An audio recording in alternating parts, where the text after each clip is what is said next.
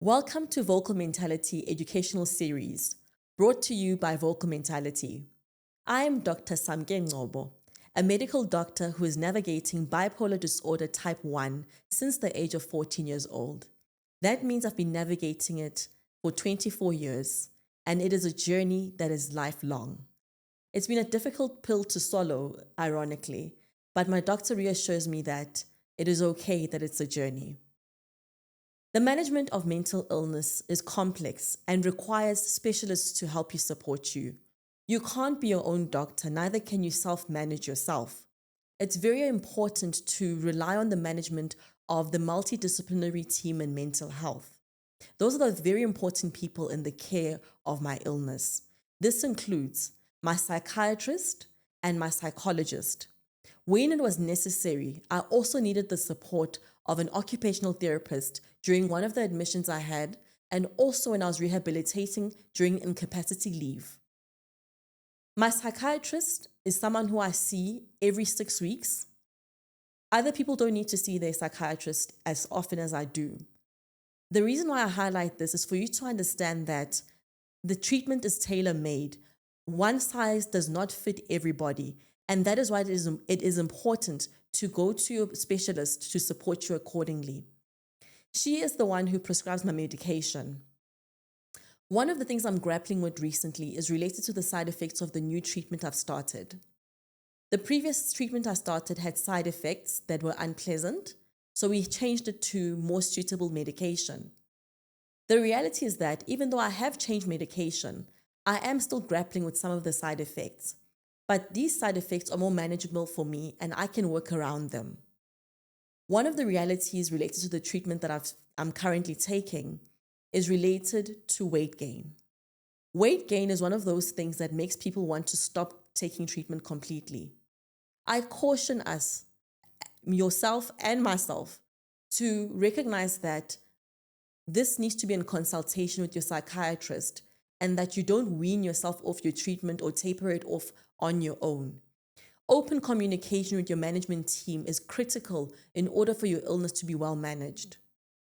I rely and trust my psychiatrist to give me the right advice. I take 2 classes of treatment: a mood stabilizer, which is sodium valproate or Epilim, or Nevalpro, other people term it. And the other one is Dopaquel, which is an antipsychotic. I also take an injection called Zeplion, which is very expensive. One of the realities of taking treatment is the cost that is involved. At times, medical aids do not cover the full cost of the medication. So the levy becomes very expensive and can become very discouraging in terms of managing your mental health care. This is a difficulty that I'm faced with as well. But I've realized that my mental health counts above every other thing in my life. I invest so much in my mental health care. Although it's difficult financially, I realize that it is the tool that I need to function optimally in life.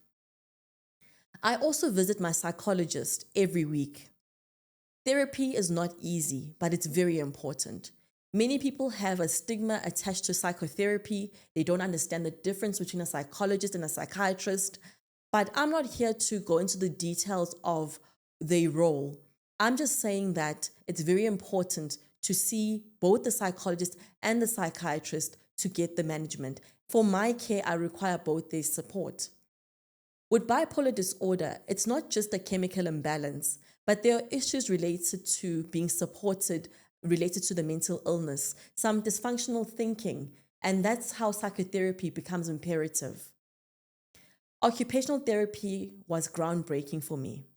With my life-changing admission in 2017, that was my first encounter with an occupational therapist. The classes were not easy to face reality, but it was very important and groundbreaking and also life-changing. One of the things that stands out is related to boundary settings and how it impacts your mental health. I'm a work in progress, but I'm glad that I've come a very long way compared to where I was. Many people wonder how I function so well with such a severe mental illness. But for me, it is the support that I get. My psychiatrist in 2017 changed my life. I've been from pillar to post, relapsing several times.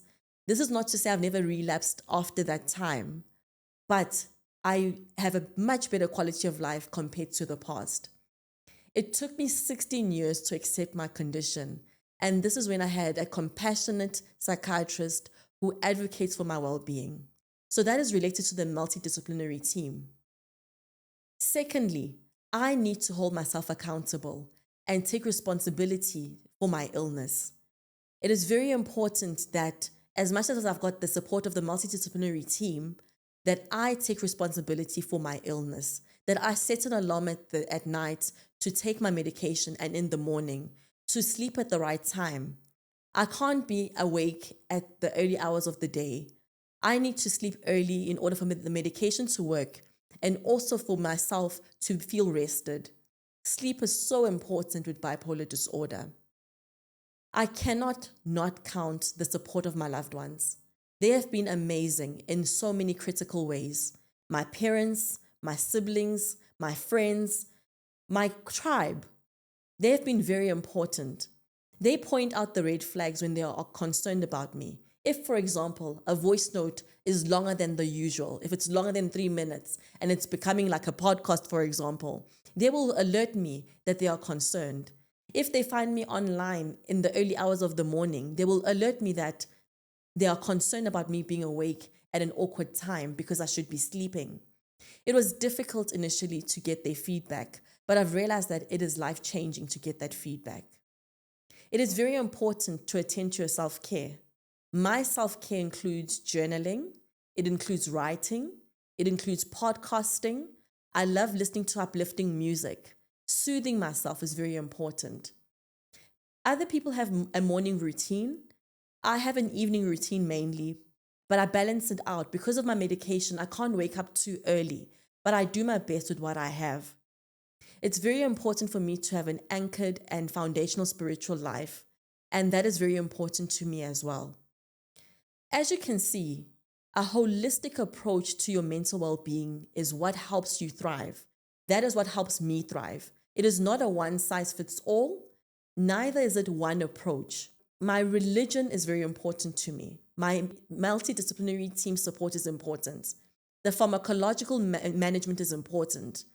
And so is the support of my loved ones. In summary, this is a holistic biopsychosocial approach that requires the intervention of a multidisciplinary team. It's very important to be educated about your well-being. It's very important to be open-minded. It's very important to not rely only on the online information, but to get the help from professionals.